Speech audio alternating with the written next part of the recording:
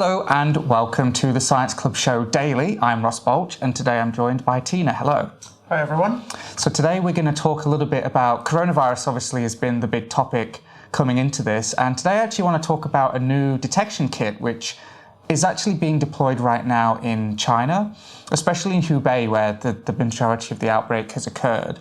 And essentially at the moment what they're using is like a PCR kit, right? Yeah. And the problem with that is that a lot of the time you actually need quite a bit of virus before the PCR becomes available to be detected.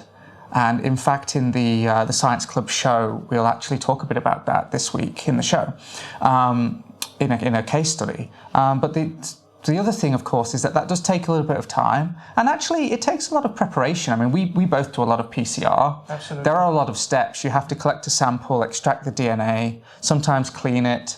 Obviously, your assay has to be rock solid, otherwise you get poor results. And you also have to run the test, and this can take days. In fact, there is this backlog at the moment where a lot of cases got added all at once because they took time and they had this backlog of cases where they didn't have the diagnostic. So the cool thing about this is that the test is very similar to a pregnancy test. So do you know how they work? So from my rudimentary understanding of the pregnancy test is that they have a little immobilized hormone, I believe, or immobilized proteins that can detect the hormone that's secreted when someone is pregnant.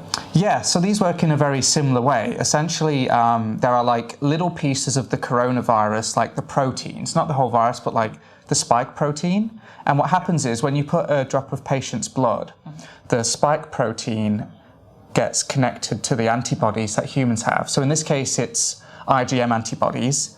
And as you would know, IgM antibodies are the first antibodies that humans produce. So they can bind a lot of things, but they don't bind them especially well. Yep. But it makes them great for these tests because it really increases the sensitivity of the test, which means you need a lot less virus to activate. Yep.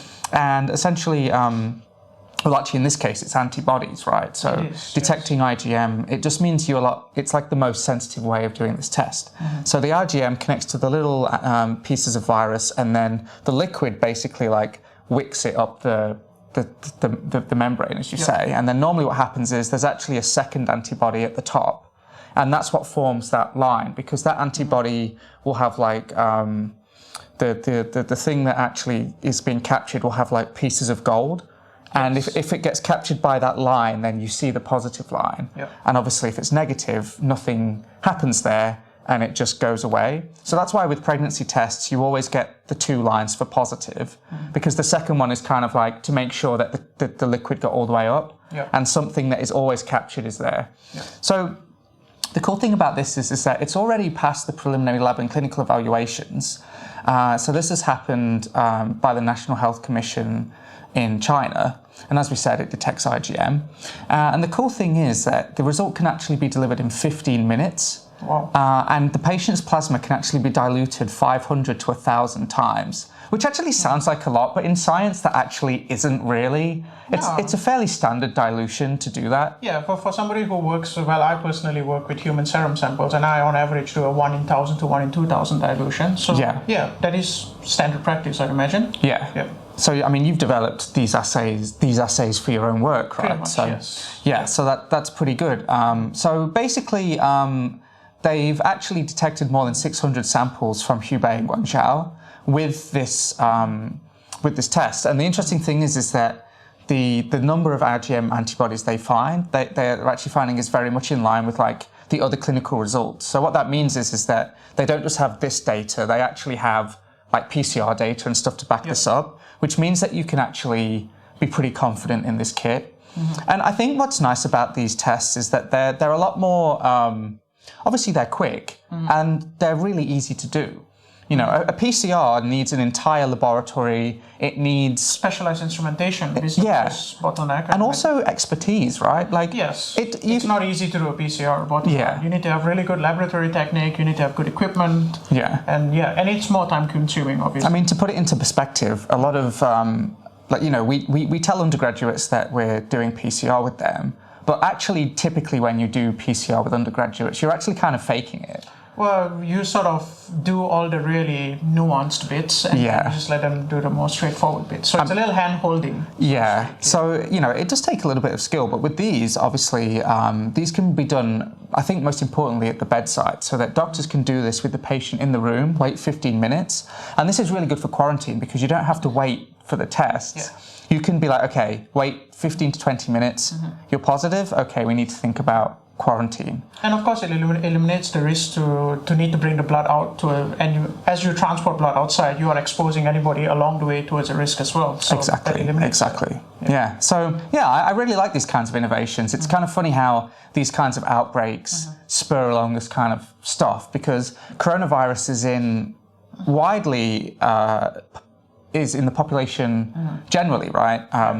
We talked about already on the Science Club show on the last episode how the coronavirus actually can cause the common cold. Not this particular one, not SARS-CoV2, but there are strains of coronavirus which are just common cold types, whereas obviously this one has been kind of, and like what happens a lot with animal transfers is that this one tends to be a little more demanding on the immune system and that kind of stuff until it's been with humans for long enough to sort of become less dangerous, essentially. Yeah. So it's kind of interesting how these outbreaks actually spur innovation. The same way the Ebola outbreak in West Guinea and West Africa generally spurred a lot of Ebola vaccines. Yeah. We're probably going to talk about in the Science Club show this week as well, the vaccine that's basically being produced in Australia already. So it's really good to see this innovation, and I think this will make diagnosis a lot quicker, which is really important because so far the figures have been really up and down, and that isn't really to do with the cases, it's to do with the diagnosis rate, essentially. Yeah, and so perhaps the one question I have is who else has access to this kit? Is it just China at the moment, or are we sending it to other high-risk countries like Japan, for example? I hear there's been a lot of cases. And Italy recently as well. Absolutely. So yeah, are you aware if they've been sending it out? So far as I know, because it's been developed in China, it's only being used in China right now. And I think that's okay because, you know, 200 PCRs is a lot of work, but you or I could do that in a day. Yeah. I mean, with the extractions, maybe 2. And that's just one of us, right? If we were just really flat out working hard. Well, if you have a dedicated diagnostic laboratory, then I imagine you should have a better turnover time than what we would have. That's right. So I think that's fine for the countries where they don't have as many cases, but where you're not just testing people who you're pretty sure have it, which is kind of what a lot of stuff in Australia's been, but in China they have to screen a lot of people who could just have a cold or the flu. It is flu season as well, so I think that's where they really need the supply. And it'll be interesting to see how many of these they can produce, of course. Yeah.